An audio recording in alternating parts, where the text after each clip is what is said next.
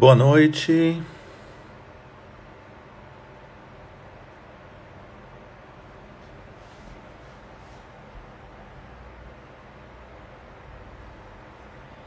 Boa noite, boa noite. Estamos começando mais uma live do Movimento Agora e vamos convidar aqui. Oi, Luiz. Vamos convidar o deputado Leandro Graz. Deixa eu ver aqui como é que eu convido, que eu já esqueci como é que mexe aqui, gente, mas eu vou descobrir. Jussi Mota, tudo bem? E agora, como é que chama mesmo a pessoa, gente? Eu me esqueci como é que convida o Leandro, como é que eu coloco o Leandro aqui. Pera aí, rapidinho que eu vou descobrir, gente. Só um pouquinho, pronto. Leandro, transmitir ao vivo com o Leandro. Pronto, eu acho que agora vai dar certo. Estamos começando mais uma live do Movimento Agora e o deputado Leandro Graz já está conosco. Muito boa noite, deputado Leandro Graz. Tudo bem com o senhor? O senhor. Tudo bem, Rafael? Tudo bem, gente? Boa noite aí, todas e a todos.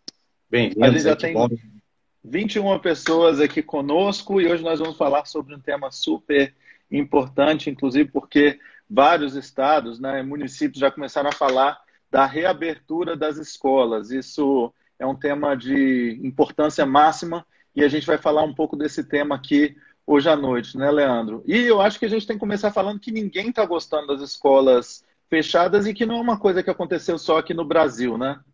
Exatamente. Não é fácil, né? Não é bom. Todo mundo que está na educação, do estudante, passando pelo professor, quer que a escola esteja aberta, né? A escola não é só o lugar onde a gente tem acesso aos conteúdos, mas também é o lugar dos vínculos, das relações sociais, é um espaço de vida e realmente imagino que as crianças, os adolescentes, nossos professores, as famílias também que estão tendo que trabalhar, que não têm onde deixar seus filhos, todos estão sofrendo muito por essa interrupção das aulas. Mas, ao mesmo tempo, é preciso muita responsabilidade, muita prudência, bom senso, na hora de tomar as decisões, sejam elas de abrir ou de não abrir as escolas.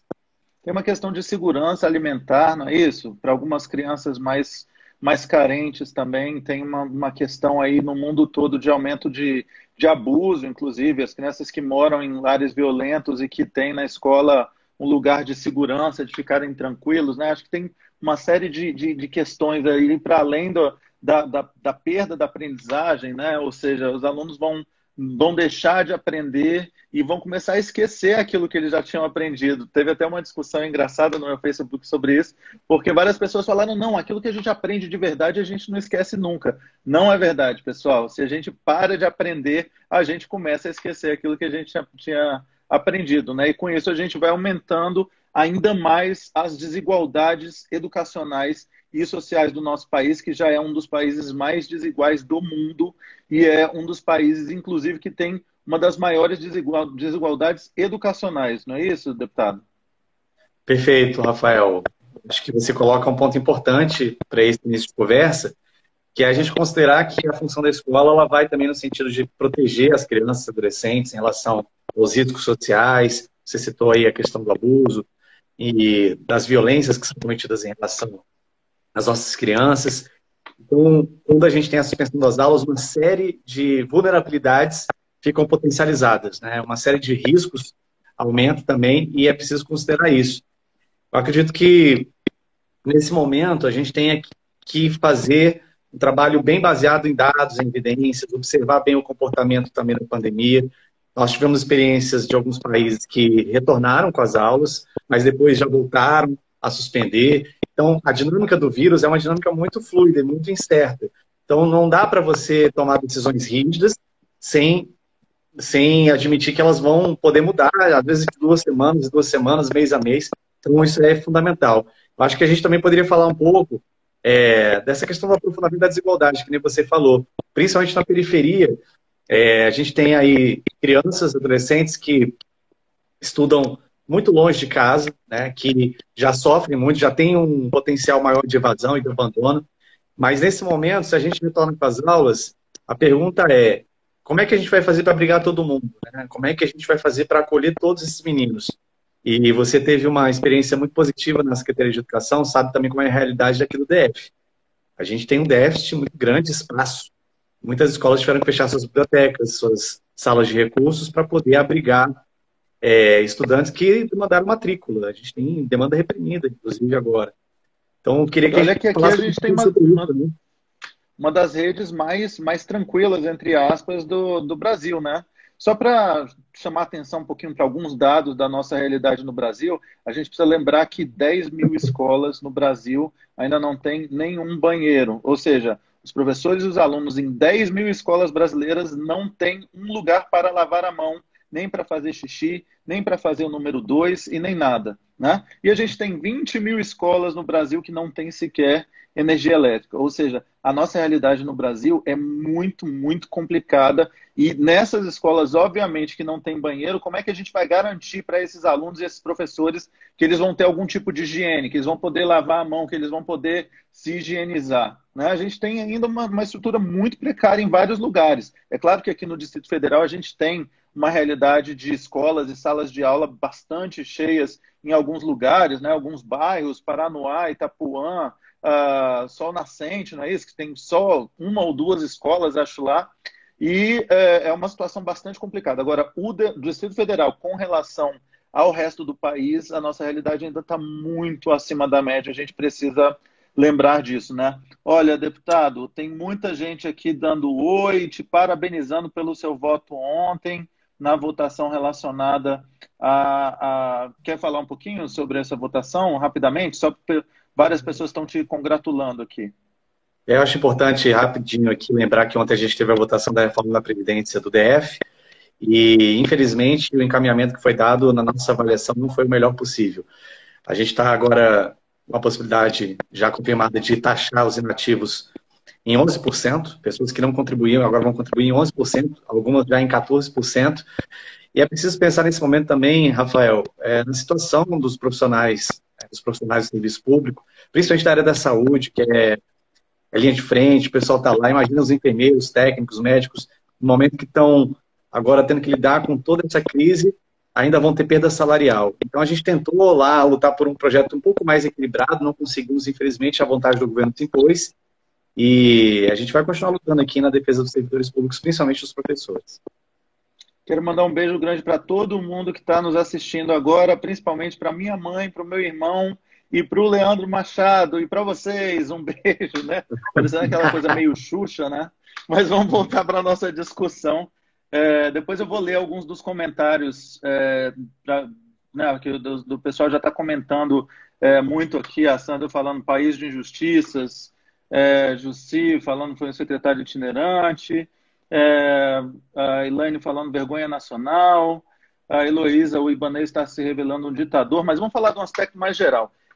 Os países que conseguiram reabrir de uma forma tranquila, eles tinham algumas características em comum, né, Leandro? A primeira delas é que eles já tinham controlado o contágio. Eles não estavam mais nem no pico, nem no começo da curva. Eles já estavam bem no finalzinho da curva, quando eles começaram a falar num planejamento para abrir essas escolas. E outra característica muito premente, muito importante, nesses países que reabriram, foi que eles conseguiam testar e controlar se houvesse surtos. Ou seja, França, que reabriu e viu que tinha que fechar de novo, eles tinham como controlar ali e ver, olha, a gente reabriu as escolas, mas o surto começou a aumentar por causa dessa reabertura. Por quê? Porque eles testavam bastante, porque eles tinham dados. É uma realidade muito diferente da que a gente tem aqui no nosso país, e acho que em todos os estados. Não sei se eu posso falar de todos os estados, São Paulo, Minas Gerais, os estados do Nordeste, do Norte e do Sul, mas não me parece que seja a realidade, que a gente saiba exatamente quantas pessoas já se infectaram, quantas pessoas que, enfim, passaram para outra. Então, se a gente não tem uma realidade no Brasil, onde a gente está com poucos casos e com pouco contágio entre as pessoas, e a gente não consegue sequer testar e saber de fato a nossa realidade, saber se naquela escola específica que a gente reabriu e teve um surto ali, reabriu na Ceilândia, e de repente tem um surto na Ceilândia, vamos fechar de novo as escolas da Ceilândia. Se a gente não tem como controlar esses surtos, como é que a gente quer reabrir? Perfeito. Eu acho que você traz outro ponto fundamental. Você citou o caso da França, a gente tem o exemplo da Coreia também, da Alemanha, e aí toda a condição para acompanhar essas medidas. Então, a testagem em massa, tanto dos sintomáticos quanto dos assintomáticos. Você tem uma transparência muito grande também em relação aos dados dos leitos de UTI, você tem uma transparência em relação ao número de testes, você tem uma transparência, inclusive, nas ações do governo, nas compras, enfim. Isso também é um aspecto muito positivo, favorece muito essas medidas no caso desse país. E você tem uma condição estrutural, você lembrou bem, Rafael, do aspecto do saneamento, do aspecto do acesso à água tratada, as condições das próprias escolas. Então, você tem uma estrutura muito qualificada que permite esse controle, até em termos de espaço. Eu estava citando agora a questão das matrículas reprimidas, das condições das escolas. Como é que a gente vai fazer nesse momento? Por exemplo, se a gente quiser retomar com as aulas numa perspectiva alternada, né, em grupos de alunos. Como é que vai funcionar isso? A maioria das nossas escolas está com as salas de aula lotadas, né? Tem 40, 35, 50 alunos dependendo. Então, assim, como que a gente vai fazer de fato para ter uma volta controlada? Gerando segurança, inclusive, porque um dos pontos mais críticos desse retorno também é a saúde mental dos nossos estudantes e dos nossos professores. Eu acho que esse é um ponto também importante para a gente tratar aqui. 76% da nossa população não quer, não acha que é o momento para retornar com as aulas. Então, como é que fica essa ansiedade, essa insegurança, essa angústia dos nossos profissionais e dos próprios alunos e suas famílias, né? Eu tive uma conversa. Deixa eu ler antes alguns comentários aqui. A DS Daniela S. Crianças e adolescentes não têm a condição cognitiva para entender que não podem chegar perto um do outro. Eles vão responder não vão responder às regras, não porque não querem, mas porque não sabem. Né? Você vai falar para um monte de criança pequena: vamos ficar 2 metros separados e tal, né? Heloísa, obrigada, deputada, sou professora da SEDF. A Sandra, Daniele Vieira Salles, gratidão pela parceria, deputado. Júlio Pires, vamos apoiar os povos indígenas. Ontem chorei muito por conta da situação dos povos tradicionais. Ananda Torquato, seu voto foi muito importante para todos nós servidores. Sandra Miriam Mack. E as crianças que têm doenças crônicas e não podem correr riscos indo para a escola? Não só as crianças, né? Mas a gente tem um monte de professores, educadores aí que são um grupo de risco, não é isso? Como é que eles vão fazer também para ir trabalhar, né? Terezinha dizendo, por que não temos deputados assim no Rio de Janeiro? Sandra, de novo, não negou os seus princípios, parabéns. Minha mãe me mandando um beijo, também te amo, mamãe. Heloísa, Céu, 5 anos sem reajuste, agora com diminuição salarial. É aviltante. Sandra, assim como o parente não negociou. Sandra, outra Sandra, Miriam Mack, parabéns pelo voto de ontem. Daniela, e os profissionais de alto risco, as escolas que vão abdicar da periferia, um aluno de uma família de 10 pessoas de dentro de casa colocar o vírus para circular. Teve eu não sei se você viu, Leandro, que teve um artigo, inclusive, que causou aí bastante discussão, e foi um artigo que causou essa conversa entre eu e a nossa amiga Teca Pontual, que é do SEIP, trabalha lá com a Cláudia Costin, é nossa colega de Movimento Agora também, e ela lendo e falando, olha, eu vi algumas pesquisas e tem sentido, né? E, de fato, quando a gente pega assim, as crianças, elas são menos, elas têm menos infecção do que os adultos, é verdade, né? Todas as pesquisas hoje mostram que para cada 10 adultos, menos de 5 crianças sofrem com a infecção do coronavírus. É verdade também que elas têm menos sintomas, que elas morrem menos, também é verdade, né?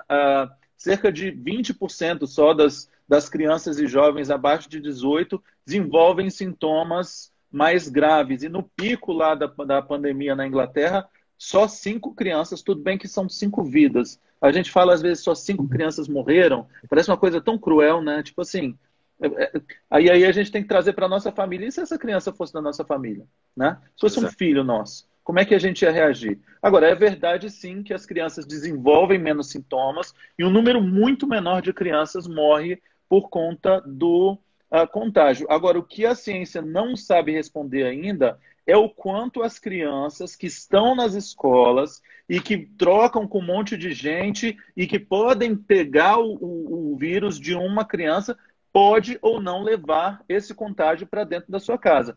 A ciência não consegue responder isso. Não existem conclusões científicas sobre isso ainda, por uma série de fatores, principalmente porque todas as escolas do mundo foram fechadas. 1,5 bilhão de alunos no mundo todo deixaram de ir para as escolas. Então a gente não tem dados ainda suficientes para falar quanto que as crianças podem se contagiar nas escolas e levar o vírus para dentro de casa. Se a gente não sabe, se a gente não tem segurança, então a gente não pode ter políticas públicas que coloquem em risco todos os cidadãos dos nossos estados, do Distrito Federal e de todos os outros. Você concorda, Leandro? Perfeito. Essa leitura ela é excelente no sentido de que você colocou bem o dado. A gente tem entre as crianças um percentual menor, uma incidência menor de adoecimento. Agora, não se sabe ainda a capacidade das crianças de transmissão. E aí vale lembrar que a maioria das nossas crianças mora com os pais, seus avós, pessoas mais velhas, tem nas suas casas grupos de risco. Temos que lembrar dos profissionais das escolas, que também, em parte, são grupo de risco. Então, não adianta só pensar na criança. Existe uma rede, obviamente, de relações sociais, de convivência que essa criança vai continuar tendo e que não se sabe, não temos essa evidência, essa confirmação, o quanto que ela pode transmitir o espaço da escola através de outro colega, às vezes através de um adulto também, para esse espaço, principalmente na casa dela. E vamos lembrar como é que é a realidade da nossa sociedade, como é que é a realidade do Distrito Federal, inclusive em alguns territórios como Estrutural, Sol Nascente, Porto Sol, Itapuã. Nós temos famílias numa mesma casa de 5, 6, às vezes até mais pessoas. Então, essa possibilidade de você ter uma pessoa em cada cômodo não é a maioria da população que vive assim. Isso tem que ficar muito claro. Então, tem que considerar essa realidade também. A gente sabe que as crianças adoecem menos, há também um benefício social que é essas crianças na escola facilitariam a vida dos seus pais na volta ao trabalho, principalmente nas atividades essenciais. Ok, isso está posto. Mas temos que considerar as outras coisas, como você disse, e observar também, como foi colocado logo no começo da nossa conversa, a dinâmica. A gente está na inclinação da curva para cima, né? A gente está subindo, a gente está aumentando o número de contaminados e de óbitos. Já estamos chegando a quase 600 pessoas mortas aqui no Distrito Federal. É muita gente. E cada vez esse número aumentando, né? É diferente também de outros lugares, né? Lá em São Paulo, teoricamente, você teve um achatamento da curva. Você chegou ali, ainda tem um número altíssimo de mortes e de novos casos por dia, mas você não tem, esse número não vem aumentando. É diferente de outros lugares no Brasil, como o Distrito Federal e Goiás. Está inclinando, né? Que está subindo. Então, os países que reabriram, e até o caso de São Paulo também, comunidade da federação, foram aqueles que estabilizaram e já começaram um declínio. Não é o nosso caso. Todas as evidências e as orientações da própria OMS apontam. Você reabre no momento que você controla e já começa a declinar. E aí tem muito a ver, eu acho, Rafael, com o tipo de isolamento social que a gente fez aqui no DF. Não fizemos um isolamento sério. Não fizemos. Nós fizemos um isolamento, costumo chamar de isolamento fake, um isolamento mais ou menos. Porque logo no início, o governador decretou o fechamento do comércio, mas uma semana, 2 depois, ele estava reabrindo loja de imóveis, estava flexibilizando algumas atividades que não são essenciais. A gente tem que dizer que não são essenciais. E aí, o que sinaliza para a população? Tá tudo bem, vamos lá, vamos levar isso mais ou menos. E a população, obviamente, vai para a rua, as pessoas vão achar que tá ok. Agora é que a gente está vendo com mais força a sinalização da saúde, o nosso sistema começando a ficar sobrecarregado de verdade, os profissionais, toda hora sai um áudio, sai aqui uma manifestação de um médico, de um enfermeiro, dizendo, os leitos estão acabando. Né, deputado? Acho que as UTIs dos hospitais estão praticamente lotadas. A gente já está chegando num lugar que é um colapso do sistema de saúde do Distrito Federal que nunca aconteceu. Né? E a gente, inclusive nisso, em relação ao resto do país, a gente tem mais leitos, a gente tem mais médicos, a gente tem mais hospitais do que o resto do país e ainda assim não fomos capazes de não chegar a esse ponto de colapso do sistema de saúde, o que é uma vergonha. Isso é falta de políticas públicas de verdade, isso é falta de liderança, isso é falta de integridade dos nossos líderes que foram votados e foram colocados pelo povo para liderar e para pensar na saúde de toda a população. Esses líderes que não estão pensando na nossa realidade, na nossa saúde, principalmente na saúde dos mais carentes, que mais uma vez, mais pobres, mais carentes, estão pagando o pato muito mais do que eu, você e todas as pessoas que têm uma ótima condição de vida aqui em Brasília. A gente sabe que essa conta tem que ir para eles. A população não pode deixar de esquecer que essas pessoas que estão no poder hoje e que não foram bons líderes durante uma pandemia mundial, elas precisam pagar a conta. Com certeza. O que a gente mais precisa agora é de lucidez, responsabilidade, compromisso com a técnica. É claro que quando você governa, quando você exerce um cargo eletivo, quando você está no papel de liderança, você tem que prezar por todos os fatores sociais, políticos. Mas nesse momento, técnica, evidência, ciência é o que a gente mais precisa. Não adianta você intuitivamente achar que vamos reabrir tudo, que as pessoas não aguentam mais. A população está no limite, como falou o governador. Como assim está no limite? Está se baseando no quê? Qual é? Sair e morrer, então, né? Foi feita alguma pesquisa? O que mostrou isso para ele? Ou é da cabeça dele? A Codeplan está fazendo ainda uma série de análises e apontando o caminho, mas me parece que o governo não segue. O governo vai numa outra direção. A Codeplan mostrou o período certo de abertura é esse. Se você tiver um percentual de isolamento, a tendência dos leitos de UTI é aquela, mas o governo ignora. Falta muita intersetorialidade, né, como a gente fala, que é essa combinação, esse jogo alinhado das secretarias, não só da educação, mas assistência social, saúde, segurança pública, parte também de fiscalização. Está faltando essa coordenação. Vamos ler alguns comentários aqui. A Érica Curado, aqui no DF, está completamente descontrolado. Andréia Bombom Ferreira, verdade. Aira Karina, nossa escola não tem condições de abrir os portões. Sandra, de novo, a Sandra Miriam Eck, acho que é isso. O governador tem que apresentar comprovação de que, do ponto de vista sanitário, é recomendável a volta às aulas. Pablito dando boa noite. Daniela, Ceilândia tem uma escola em cada quadra, vai virar um surto sem controle real, porque as crianças assintomáticas não entram nos dados. Sandra, a questão é de saúde pública, portanto, somente as autoridades sanitárias poderão opinar sobre a volta às aulas, num país que a gente continua sem ministro de saúde, né? Mas tudo bem. Andréia, professores com Covid, tem professores aqui na rede, eu acho que em todas as redes no Brasil, né? Com Covid. Os alunos no transporte público, a Érica também lembrando aqui, né? Essa é outra questão. E não só isso, mas a gente abrindo as escolas, a gente vai movimentar todas as cidades do Brasil de novo, né? Os pais vão se locomover, o transporte, a cidade inteira vai ter mais gente se movimentando, mais gente em contato e provavelmente mais gente se infectando também com a doença, né? Rosenília, vocês não acham que está sendo uma transferência de responsabilidade do governo para as famílias e escolas? Bom ponto. Com certeza. Você jogar a bomba na mão das famílias e dos professores.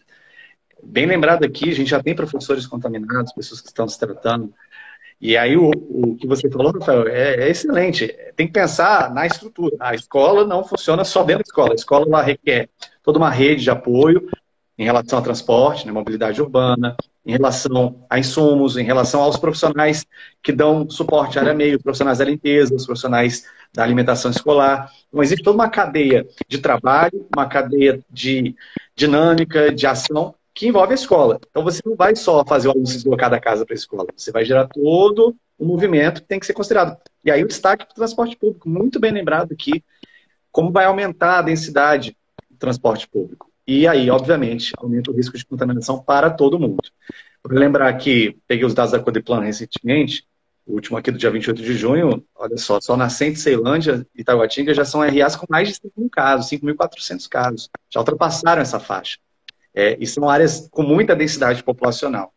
E uma coisa que eu questionei recentemente quando o governador fez esse isolamento territorial específico de cada lugar, não adianta, né? Porque no Distrito Federal a maioria das pessoas moram num lugar, mas trabalham em outro. Principalmente Ceilândia e Taguatinga. As pessoas moram ali, mas trabalham no Plano Piloto, trabalham no Pará, trabalham em Samambaia. Então não adianta você restringir aquele território. Por isso, também na educação, não adianta você fazer flexibilizações ou isolamentos muito restritos, porque principalmente aqui a gente sabe, tem aluno que mora no Paraná e estuda no plano piloto, né, pega transporte escolar para lá. Então é muito complexo, não dá para jogar na mão dos professores e das famílias essa responsabilidade. O governo tem que assumir o seu papel, tem que fazer um trabalho coordenado, como eu falei, basear todas as suas decisões na ciência, na técnica. Não é momento para a gente intuitivamente tomar decisão. Ou tomar decisões intencionalmente responsáveis. Você desculpe o meu tom de criticidade, deputado, mas é porque eu acho que a gente tem que falar um pouco mais, de forma mais clara. As decisões estão sendo tomadas intencionalmente e são decisões irresponsáveis. A Daniele está falando, lá na escola estamos pirando só de pensar nisso. Priscila Poliani, a insegurança é muito grande. P. Márcia Galvão, as escolas são lugares de relação de afeto e as crianças não sabem ficar distantes. Alice, até os adolescentes não irão respeitar a ordem do distanciamento. Tuia, as aulas online não dá para entender nada. Provavelmente é uma aluna também reclamando, né, das aulas online. Caio Leal, Leandro Graz é o orgulho da rede DF.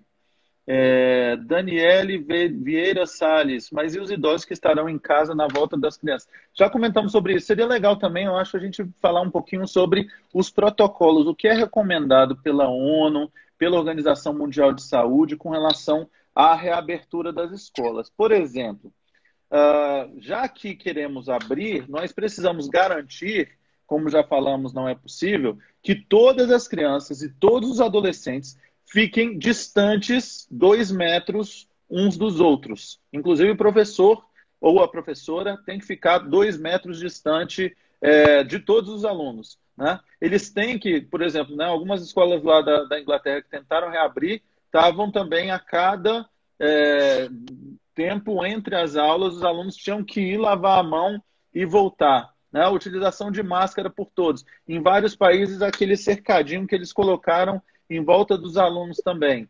Né? O que mais, Leandro? Lembra de outros protocolos aí para retorno? Tem a questão também da higiene constante no espaço escolar, você disponibilizar álcool em gel em todas as salas para os alunos, você ter mais bebedouros, você ter mais pias, você ter mais banheiros. Acho que os bebedouros estão proibidos, não é isso? Os bebedouros não se pode mais usar os bebedouros durante esse protocolo da pandemia. Aquele que você aperta, ele é mais... Agora, eu digo, por exemplo, tem que ter algum espaço para os alunos beberem água, né? Com torneira ou com algum tipo de bebedouro que não seja aquele que a pessoa encosta a boca, né? Mas o abastecimento... Acho que cada um tem que levar uma garrafinha, teoricamente. Mas de qualquer forma vai ter que abastecer, né? Eu não sei, é tão complexo que eu nem consigo imaginar como que a gente ia fazer isso, assim. Existe uma outra questão que é da limpeza permanente.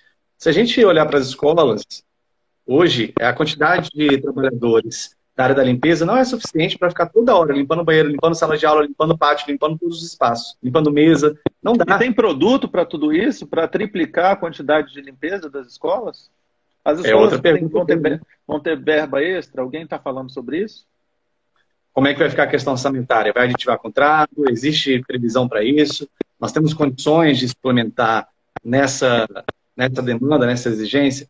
Então, acho legal aqui, Rafael, que a gente está trazendo coisas que, no debate comum, principalmente aquilo que o governador vem falando, que vai fazer, não está posto, não está claro. Mas a Câmara Legislativa não está fazendo esse debate, Leandro? Vou ser bem honesto aqui, não está fazendo esse debate com a profundidade necessária. A gente, inclusive, tem forçado muito lá dentro a convocação de secretários, mas como o governo tem uma base ampla, é difícil aprovar as convocações. Eu fiz recentemente uma reunião pública com a participação de muitos professores para debater mais no aspecto pedagógico esse momento de crise, mas é difícil, vou ser bem transparente aqui, cristalino com todos vocês. Não existe hoje, majoritariamente na Câmara, um movimento, né, e uma vontade política de aprofundar as circunstâncias da pandemia. Eu ontem, inclusive, sugeri em plenário e vou protocolar um pedido de CPI da pandemia em relação à investigação de contratos, compras e também sobre os leitos de UTI, que já tem denúncia de incoerência de dado que é transmitido pela Secretaria e aquilo que é real. E isso não pode, isso é crime. Né? Você ocultar dado, especial num momento como esse, é crime de responsabilidade. E é preciso apurar por que os dados não batem. Então a gente está cogitando aí aprofundar isso. É fundamental o Legislativo fiscalizar, mas infelizmente hoje não é uma tendência lá na casa. não é uma tendência porque a maioria não quer. Exatamente. Você tem alguns Desculpa eu te parlamentares. apertar, mas eu acho que a gente Não, é para deixar as importante coisas isso. mais claras, né? Eu tento aqui sempre ser mais republicano possível, né? Mas não vou nominar colegas. Mas, infelizmente, não é hoje uma tendência da Câmara. A Câmara tem nossos boletins, a equipe de saúde da casa está fazendo acompanhamento. Quero destacar aqui o trabalho dos servidores, dos profissionais, consultores da Câmara, que estão sempre ali nos ajudando, nos orientando, dando informações. Mas, do ponto de vista político, como a maioria dos deputados é da base do governo, não vejo um coletivo, não vejo um movimento da Câmara, institucionalmente falando, de colocar o governo ali, apertar para que a gente tenha mais clareza, que a gente tenha mais evidência, que as decisões sejam mais responsáveis. São poucos deputados que hoje estão, de fato, cobrando, requerendo informações, exigindo no Tribunal de Contas e no Ministério Público algumas ações para forçar o governo a ser mais assertivo. Então, infelizmente, hoje, a maioria não está dentro dessa força, dessa vontade política de cobrar do governo as decisões corretas. E isso só vai mudar se a população, vocês que estão vendo aí, vocês do DF, cobrarem dos deputados, dos seus deputados, das pessoas que vocês votaram, né? Isso que vocês estão fazendo agora com o Leandro, de parabenizar por uma votação. O Brasil não vai mudar se nós não acompanharmos a vida das pessoas que nós elegemos. Nós precisamos acompanhar, nós precisamos cobrar e nós precisamos pressionar quando for o caso. Então, em qualquer lugar, incluindo no DF, as pessoas têm que pressionar suas câmaras legislativas para que haja essa discussão aprofundada sobre a reabertura das escolas. Né? Voltando aqui, eu preciso ler um elogio para mim, da Alessandra Ramalho, falou: Rafael Parente sempre empático, muito obrigado, Alessandra. Priscila Poliani, parabéns por propor essa discussão, é fundamental nesse momento. Elisa Holanda, 10, o vírus ainda é muito pouco conhecido, outras implicações estão sendo estudadas, atreladas ao Covid em crianças. A Aira Karina, eu acho que é isso. Secretaria de Educação tem condições de contratar profissionais que estarão ausentes? Porque muita gente vai estar ausente porque é de grupo de risco, né? Como é que a Secretaria de Educação vai conseguir mais profissionais, né? Daphne Lohane, as aulas realmente vão voltar? Depende, né, Daphne? A gente está falando com gente do Brasil inteiro. Então, tem gente aqui do Distrito Federal e o governador tem falado agora que quer voltar em agosto e no final de julho para as aulas, para as escolas particulares, né? Bruno Paixão, vão testar todos os profissionais? Aquele teste que... É um teste meio de brincadeira, né, Leandro? Aquela coisa que das pessoas... um teste rápido não é tão efetivo, o resultado dele não dá para acreditar no resultado daquele teste, né? Tem um percentual de falso negativo, né, de falso positivo, que não dá segurança. Van de Paula VP, nenhuma estratégia de distanciamento ou de higiene funcionará em escolas. Voltar às aulas é assumir que haverá grandes aumentos de casos de Covid em todas as consequências disso. O GDF está preparado? Só dá DF hoje aqui, né? Não tem... Cadê as pessoas dos outros lugares do Brasil do Movimento Agora, gente? País nenhum no mundo reabriu as escolas sem curva de contaminados e mortes em ascendência. Érica Curado, em Ceilândia, muitos casos. A Sandra, Ceilândia lastrou. Daphne, é evidente que a população do DF não está de quarentena. Meus colegas estão todos fazendo festa, entre outras coisas. Tem que fechar tudo, do jeito que está, não dá. Por que isso, né, gente? Por que a gente não leva a sério as coisas? A gente morrendo no mundo inteiro, essa pandemia a gente não leva a sério. Complicado. Isso também está relacionado à falta de educação, né? Não é isso, deputado? A gente está vendo esse negacionismo, essa tentativa de desconsiderar, descreditar a ciência. Eu acho que isso tem muito a ver com a educação também, porque, infelizmente, nosso país e vários outros do mundo não fizeram o dever de casa de uma educação básica forte, de valorização dos profissionais, de atratividade para a carreira docente, estruturação das escolas. Nunca colocou a educação como uma prioridade de fato, principalmente a educação básica. E aí, obviamente, isso vai ter um efeito lá no ensino superior, um efeito na lógica da sociedade, de não valorizar a ciência, de não valorizar o conhecimento científico. E aí o comportamento das pessoas acaba sendo esse. É muito fruto da falta de educação científica, da falta de educação para o valor do conhecimento. E aí, bem lembrado aqui pela Daphne, a perspectiva do governador, inclusive na entrevista que deu essa semana, é de retornar com as escolas particulares no dia 27 de julho e retornar com as escolas públicas no dia 3 de agosto.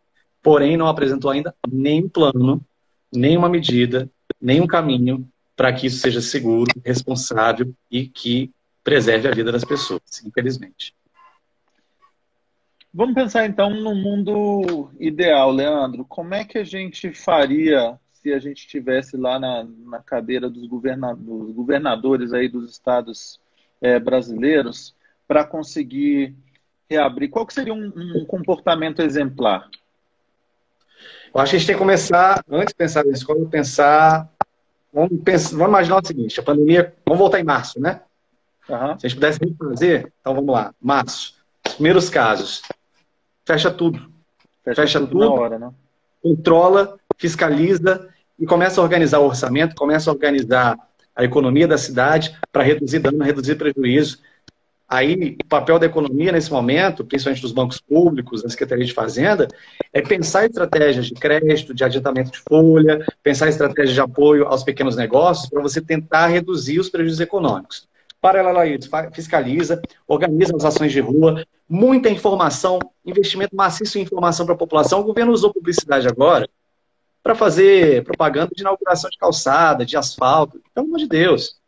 Pega a publicidade institucional, bota firme, conscientização, esclarecer o que é a Covid-19, qual que é o risco, fazer parceria com os meios de comunicação, saúde, fortalecimento da atenção primária. Não adianta você só ampliar os leitos, se lá na ponta as equipes estão deficitárias, se falta instrumento para você chegar no território, para você orientar as pessoas ali nas casas, para você fazer o acompanhamento da saúde pública na ponta. E aí a lógica tem que ser essa na saúde. No caso da educação, a gente sabe que as ferramentas são muito limitadas. Então, o governo acho que tentou fazer um trabalho de disseminação do conhecimento pela televisão, mas eu faria de baixo para cima. Pegaria as escolas, traria os professores e os coordenadores para pensar junto. Para cada território, uma dinâmica específica. Não dá para você adotar uma mesma lógica para todo mundo. Você tem educação rural, você tem educação de jovens e adultos, você tem educação inclusiva, educação especial, né? Você tem territórios mais ricos, territórios mais pobres.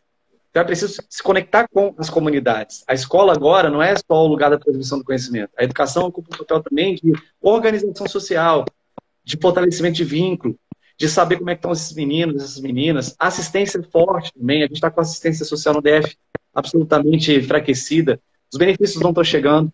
Lançaram agora o cartão alimentação escolar. Não está chegando para todo mundo. Você tem uma dificuldade de entrega das cestas básicas. População de rua não está tendo atendimento. Então, é preciso uma coordenação intersetorial, um gabinete com ciência de dados fortíssima. Tem que investir em ciência de dados. O governo não investiu. Você tem que ter um sistema de monitoramento delicado, sensível, como São Paulo fez. Acho que São Paulo acertou nesse ponto. Tem que destacar muito trabalho aqui da nossa secretária Patrícia Helen na condução desse processo e de outros secretários lá que foram muito, muito firmes na construção de um sistema de ciência de dados que desse aos secretários mais segurança na tomada de decisões. Então, eu voltaria nesse ponto, né, com esses aspectos, e aí poder ter um controle da pandemia, você ter mais tempo para dilatar o sistema de saúde, poder recompor os profissionais, poder dar suporte, e aí você vai na educação fazendo um trabalho gradual, né, flexibilizando. Aí dá para fazer alternância, aí dá para você melhorar o espaço das escolas. Mas agora é que está se pensando como que vai dar suporte para as escolas. Nesse momento que está se pensando, como é que vai estruturar a questão da água, da higiene, dos profissionais. Agora que está se pensando nisso. Né? 3 meses depois, né? 3 meses depois do início da questão do isolamento, da quarentena aqui, né? Alice Macera, gestores são feitos de ferro, damos conta de tudo. Hugo Carvalho, não sei se é bem assim não, Alice. Hugo Carvalho, parabéns pelas reflexões. Renata de Paula, qual seria a melhor solução para a educação nesse momento? Eu acho, Renato, que nesse momento a gente tinha que garantir que os alunos mais carentes também estão recebendo material nas suas casas, também estão tendo algum tipo de contato. A gente não podia, né, agora não tem que reabrir, tem que garantir que algum tipo de aprendizagem está acontecendo pela TV, pela rádio, pelo material impresso, o que seja, né? Oneide, temos 1.300 alunos da educação infantil ao 5º ano. Como manter distância? Como ofertar álcool em gel e máscaras para todos, com um pedaço que nunca sai a tempo? Alguns comentários aqui lembrando da realidade de novo do DF, né? um pedaço que não sai a tempo, o papel higiênico que não tem no banheiro, enfim. Lud Carino, quem está propondo a volta às aulas nesse contexto, com certeza nunca pisou numa escola pública. Bianca Franzon, falta recursos humanos. Ângel 2015 Rodrigues, imagina um refeitório. Deixa eu ver aqui, o que mais? Paulo Gileno, na nossa escola faltam 2 funcionários de limpeza. Ou seja, as pessoas trazendo que, numa realidade normal, a gente já tem falta de um monte de coisa. Né? Como é que a gente vai conseguir? Então, e isso a gente está falando do Distrito Federal, tem realidades muito mais cruéis no Brasil afora, né? A Exatamente. Elisolanda, as crianças pequenas precisam de auxílio em higienização do banheiro, na alimentação, na troca de máscaras, de acolhimento. Como educadores se manterão distantes? Completamente inviável. Roberto Schiavini, acho que é isso, ou Schiavini. Desvinculação do ano letivo do ano civil. As escolas devem voltar apenas em 2021, quando tiver uma vacina. Será que é isso, Leandro? Olha, se a gente não tiver controle da pandemia, eu particularmente não acredito que seja o ideal. Você A gente acha, está. você é otimista? Você acha que a gente vai conseguir controlar esse número de casos ou conseguir abaixar muito? Eu acredito se a gente tiver decisões, como já foi dito aqui, baseadas em técnica, em ciência e evidência. Se a gente continuar nessa intuição contínua dos governantes, a gente não vai conseguir controlar. Os profissionais de saúde estão adoecidos, os profissionais de saúde não aguentam mais. Esses sim chegaram ao limite porque eles estão lá na ponta, os leitos estão acabando, a gente já não tem medicamento para poder entubar as pessoas em alguns hospitais. A situação está ficando realmente caótica, como você falou, é o colapso. Eu tenho esperança se a gente mudar a rota, a gente tem que mudar a postura, a forma de fazer, o que a gente está utilizando como base para tomar essas decisões. Aí sim, eu acredito sim que a gente vai ter vacina no que vem, mas vai demorar ainda. Isso vai ser lá para metade do ano e olhe lá, para metade de 2021. Até esse período, é preciso muita responsabilidade. Eu só vejo um futuro próximo mais equilibrado, com possibilidades, a gente ter preservação da vida, menos prejuízo econômico, retomada das coisas, com as decisões pautadas realmente mais técnica, que não é o que está acontecendo no DF, infelizmente. Começou assim, eu acho que o governador começou muito bem, eu sempre disse isso, elogiei no começo, ele foi firme, mas não bastava Todo mundo 2 elogiou, semanas. né? Todo mundo, foi unânime, eu acho que até os maiores críticos dele, todos nós dissemos que ele fez certo. Ele fez certo nas primeiras 2 semanas. A partir da 3ª semana, quando começou a flexibilizar atividades não essenciais, sem qualquer justificativa, aí eu acho que o caminho começou a se perder totalmente. Aí estão falando aqui que tem influência do Bolsonaro. Aí tem também o Roberto, que disse que é uma pressão mercadológica das escolas particulares. Jaine Rocha Araújo, Janine. Um absurdo a volta às aulas nesse momento. Fico incrédula com o comentário do governador que não haverá restrições. Meus filhos não voltarão. E aí a dúvida, abandono escolar? Complicado. Será que a gente vai... Não deve acontecer isso, né, Leandro? Se os pais que decidirem por não enviar os filhos às escolas porque temem, porque não acham que é o correto, eles não devem ser reprovados por falta ou vão perder a matrícula, alguma coisa assim? Aí também é uma coisa que os deputados precisam lutar contra, né? A gente tem algumas ferramentas, alguns instrumentos legislativos para frear, eventualmente, essa medida arbitrária. A gente pode, por exemplo, fazer um decreto legislativo suspendendo um novo decreto do governador que possa ir numa direção que não é do interesse público. Agora, lembrando sempre que isso depende de decisão dos deputados como um todo. Né? Não adianta 3, 4 deputados fazerem movimento, chega no plenário a gente é derrotado, como fomos várias vezes quando questionamos o governo. Eu tenho particularmente acionado mais os órgãos de controle, tentado a via do Tribunal de Contas, do Ministério Público. Desde o início da pandemia eu já fiz 6 representações do Tribunal de Contas, dos mais diferentes teores, por mais diferentes motivos. Agora, dá para a Câmara atuar. O que eu acredito muito é no poder de mobilização das pessoas nesse momento. Sempre que a população ela se coloca, a tendência é o governo reavaliar, é ele se recolocar. Vejam essa declaração infeliz do governador antes de ontem, dizendo que tinha que tratar a Covid como uma gripe. Não é gripe, é pandemia grave que já tirou a vida de milhares de pessoas, a verdade é essa. 60 mil pessoas no Brasil, né? Mais de 60 mil.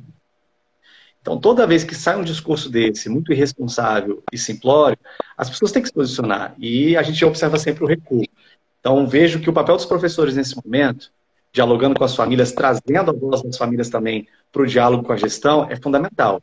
É preciso que os professores estejam conectados, os profissionais, coordenadores, diretores, todo mundo esteja bem alinhado, para a gente fazer uma pressão política também e impedir qualquer medida que coloque as nossas vidas em risco. A vida das nossas crianças, dos seus pais, dos seus avós em risco.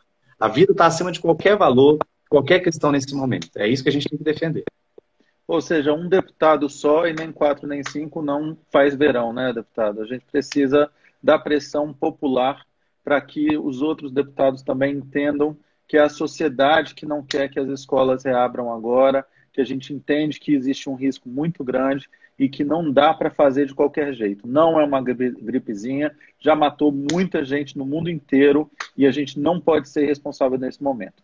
A Oneide está me cobrando uma visita na escola dela, complicou, né? Agora complicou, Oneide. Grande abraço. E aí, mas a gente vai, a gente pode combinar de ir junto, né, Leandro? Lá na escola da Oneide também. Eu me protejo, Brasil. Como fazer pressão política se não dá para fazer manifestação? Uai, rede social é para quê? E a internet, né? Não tem como fazer? Você sofre pressão pelas redes sociais, Leandro? Eu vou dar o exemplo de ontem. A pressão que os sindicatos fizeram em cima da Câmara para não aprovar a reforma foi muito grande. E, tudo bem, não funcionou, mas com certeza isso mexe com a conduta dos governantes, dos políticos como um todo. A gente tem que estar sempre atento, acho que você fala muito bem. É preciso que a gente amplie as vozes responsáveis na política brasileira. Tem deputado negacionista aqui no DF, tem gente que está defendendo abrir tudo mesmo, que tem deputado que vai para a rua, que se aglomera. Então, eu vejo assim, se os líderes não dão exemplo, como é que a gente vai exigir que a população se comporte de forma responsável? Mais do que nunca, a gente está vendo o tamanho da diferença que faz você ter pessoas eleitas com bom senso, responsáveis, e também a diferença que faz você ter gente absolutamente perdida, irresponsável, negacionista. Como isso confunde as pessoas, né? Confunde a população. O presidente da República esteve em várias áreas daqui do DF, como Ceilândia, Taguatinga e Planalto, que são justamente as áreas com maior incidência de coronavírus. Ele foi lá na Feira da Ceilândia, apertou a mão de todo mundo, abraçou um monte de gente, Taguatinga a mesma coisa, foi na Asa Norte. E olha só que coincidência infeliz, é justamente os lugares onde a gente tem maior incidência. Então, Não é uma claro, coincidência, né? lógico, as pessoas vão ver lá, o cara lá tá, por que eu uso a máscara? Por que eu não vou me juntar com as outras pessoas? Por que eu vou ficar em casa? Tá aí, o resultado Péssimo mais exemplo. Posturas péssimo. e palavras como essas que a gente tem ouvido deveriam dar improbidade administrativa. Esse é um comentário meu. Mas o comentário do Adovaldo Filho, não adianta simplesmente abrir. Ibanez erra sem ouvir a ciência e sem ouvir o deputado Leandro. A Oneide, com um presidente ridículo como temos, o governador começou bem, mas depois resolveu imitar o Bolsonaro, que imita Trump, que não estão nem aí para as vidas que se perderam e as que ainda podem se perder. Line Santos, 81. No site da Secretaria de Educação tem umas perguntas e respostas e lá diz que seria opcional caso houvesse retorno por causa dos grupos de risco. Eu não vi ainda isso. Já viu, Leandro? Também não vi, não. Eu vou dar uma olhada. Mas olha só, o risco que a gente tem também, Rafael, do ponto de vista pedagógico, quando é opcional, aumenta a desigualdade aqui, né? Porque as crianças vão ter acesso, vão conseguir ali desenvolver algum tipo de conhecimento e as que não. Por insegurança, às vezes, dos seus pais. E é preciso reconhecer isso, ter empatia com essa situação. Como é que eu vou forçar uma família que tem lá um idoso dentro de casa a mandar seu filho para a escola? Assim, é violento. É violento isso. É trágico. Muitos agradecimentos aqui continuam. Deputado Leandro, por seu voto ontem. Muitos elogios. Agradeço também a Grace Trois, ou Troar, não sei se é francês. Babigs. Ué, gente, o Leandro saiu. Será que aconteceu alguma coisa? Leandro.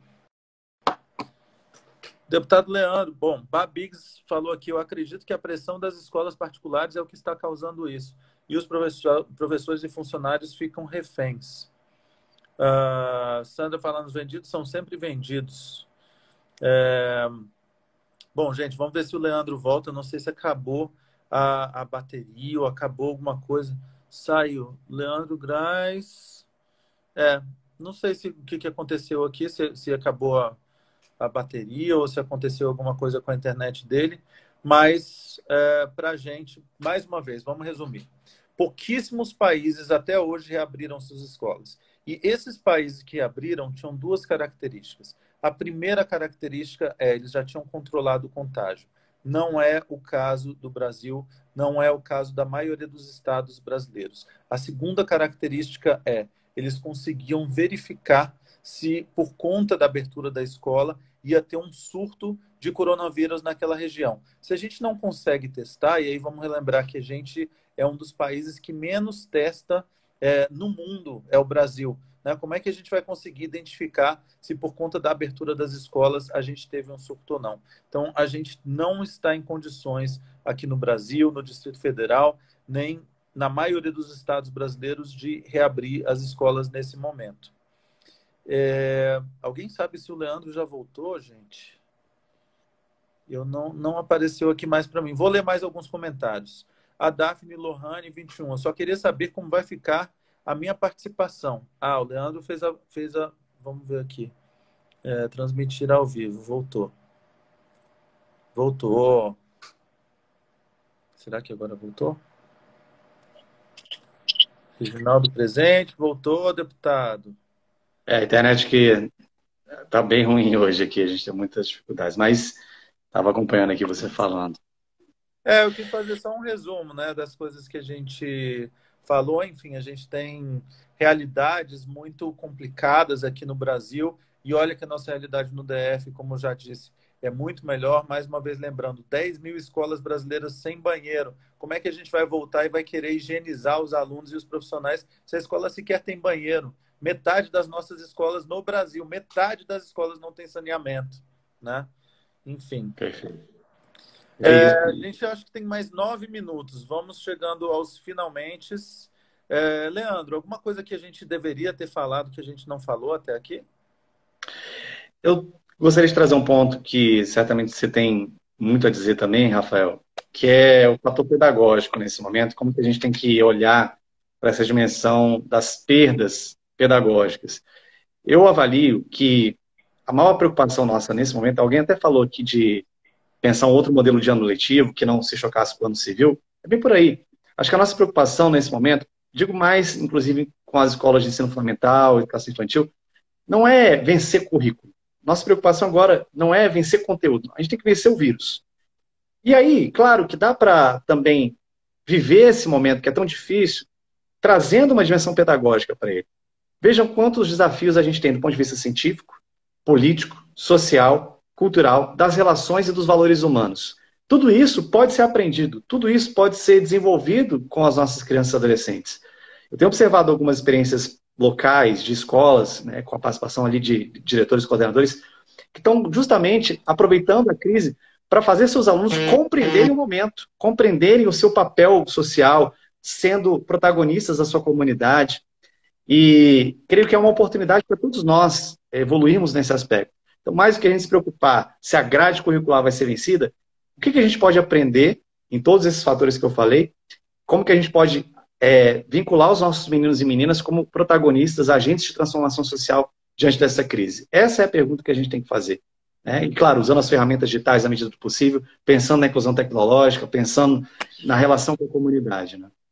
A gente tem só uma pergunta aqui, que é um pouco complexa essa questão, deputado. Ela fala, a Daphne, né? Sou estudante de escola pública e como fica a minha participação no Enem? Será que o Ibanez pode me responder? A questão é a seguinte, se a gente não pensa também no conteúdo, eu entendo perfeitamente o que você está trazendo, eu concordo, mas eu acho que a gente precisa também lembrar que o conteúdo é importante, principalmente para esses alunos que estão fazendo o Enem, fazendo PAS, né? Não sei se o PAS continua existindo, mas fazendo essas avaliações no final do ano. E mesmo aqueles alunos, né, que estão em processo de alfabetização e tal, se a gente simplesmente para, né, eles estão começando a conhecer as letras, os sons das letras, o formato dos números, processo de alfabetização e letramento, o que é uma sílaba, fonemas, grafemas, etc. Se a gente para completamente, inclusive com esses conteúdos essenciais que os alunos estão aprendendo, né, mais essenciais, inclusive tem um trabalho muito bom do Instituto Reúna, da Kátia Smolli, que pegou a BNCC e falou: essas são as habilidades foco, essas são as mais essenciais, né? Então, a gente precisa lembrar que conteúdo pode não ser o mais importante nesse momento, mas continua sendo importante por uma série de motivos, né? Ou você acha que não? Perfeito. Não, eu concordo. E você lembrou bem a BNCC, que do ponto de vista de propósito, é muito parecido com a matriz do Enem, de desenvolver competências e habilidades, que é isso, a gente pode desenvolver competências e habilidades dentro dessa situação, e claro, há limitações, há processos que ficam comprometidos, mas o que eu digo é no sentido da gente se preocupar muito com o currículo no aspecto conteudista. E tem que se preocupar com o currículo, né? Exatamente, no aspecto das competências e habilidades que podem ser desenvolvidas. Agora, não dá para pensar um modelo que seja, como eu falei lá no início, o mesmo para todo mundo. Eu acho que os alunos do ensino médio têm outra preocupação, estão num outro momento. Fundamental, outro. Educação infantil, outro. Cada realidade é uma realidade e a gente tem que conceber soluções diferenciadas para essa diversidade que existe na educação. E por isso que eu pontuo essa ansiedade, essa angústia, às vezes, de se vencer a lista ali que estava planejada de conteúdos, porque a gente pode, talvez, flexibilizar e alternar as ofertas, né, as alternativas. Sim. Vou ler mais alguns comentários aqui. Policassi, acho que é isso. Policassi. Dupla promissora para valorização da educação. Estamos de olho. Valorização já. Escola Classe 5 de Braslândia, sempre na cobrança, no pé. Isso mesmo, Policassi. Daphne, o psicológico dos alunos como fica? Roberto, a população do DF tem que aprender a votar nas próximas eleições. Ontem, 15 deputados votaram contra os servidores da educação do DF. Lucimar Ornelas, verdade, a primeira coisa é se pensar na saúde. Rodrigo Suez, obrigado, Rafael e Leandro, pela defesa da educação. Há algum projeto na Câmara Legislativa a respeito da educação mediada por tecnologias no DF? Como podemos melhorar as condições de trabalho dos professores? Policast falando também, estamos trabalhando das 8 às 24 horas. Não sei se ela é diretora. Só por dedicação à missão de ensinar. Grace Trois, ou Trois. Que bom ouvir uma fala pontual e do chão da escola. Verdade, educação é para a vida. As políticas públicas ainda têm que ser revistas para a infraestrutura das escolas, do espaço pedagógico com tecnologia para todos. Muita gente trazendo também essa questão da tecnologia, né? Tem alguma coisa da Câmara, Leandro, nesse sentido? Não. Eu, particularmente, estou construindo um projeto de lei, a gente deve protocolar em breve, que a gente está chamando de Lei da Inovação Educacional, na perspectiva de reconhecer as boas práticas educacionais que a gente tem no DF e transformar isso em tendência de política pública e formação continuada. Então, muito em breve, a gente vai começar a fazer um debate a respeito dessa proposta, mas eu acho que o caminho mais importante da Câmara é fiscalizar a educação. Muita gente olha para o papel do deputado só no aspecto de legislar, mas fiscalizar, acompanhar, destinar recursos, batalhar por mais investimento na educação é fundamental. A gente está destinando esse ano mais de 3 milhões de emendas ao PEDAF, batalhando para desbloquear esses recursos, porque ano passado a gente não conseguiu que o governo desbloqueasse tudo. E o caminho é esse, fazer parceria com os professores, apoiar os coordenadores, diretores, dar suporte para todo mundo que se dedica a essa causa tão importante. Mais um minuto. O pessoal falando aqui de saúde mental. Realmente é um tema que eu acho que a gente vai precisar fazer outra depois só para falar de saúde mental. A Policast falando que é diretora, companheiro, carinho pela parceria. Escola Classe 5 na boa política. O 102 da Ceilândia. Enfim, não vai dar para uma aflição que a gente realmente tem esse pouco tempo. E eu peço desculpas pelo pouco tempo que a gente ficou, mas a gente vai marcar outras lives, né, Leandro, para continuar conversando aí com diretores. Diretores estão super de parabéns, que realmente a gente precisa depois fazer algum tipo de reconhecimento pelo trabalho insano e incessante dos diretores nesse momento da pandemia, né, deputado? Fica a sugestão aí para a Câmara Legislativa também. Muito obrigado a todos vocês que participaram. Nosso carinho. Espero que tenha sido boa a conversa para vocês, como foi para a gente. E vou deixar as palavras finais aí, os últimos 27 segundos com o Leandro. Um abraço para a minha mãe que está assistindo também. E agradecer aqui toda a minha homenagem, meu carinho aos professores do DF, que não estão numa situação fácil, estão pressionados também. Um abraço para os estudantes que estão aí angustiados. mas nesse momento precisamos estar juntos, em diálogo, em conexão, para a gente passar por isso da melhor forma possível. E contem com o nosso mandato, agradecer aqui ao Rafael também, mais uma conversa tão bacana, tão esclarecedora, e a todos os amigos do Movimento Agora. Nosso melhor deputado. É isso aí, Leandro. Muito obrigado. E obrigado a todos. Até a próxima. Vamos marcar outra sim, Lucimar. Vamos marcar outra. A gente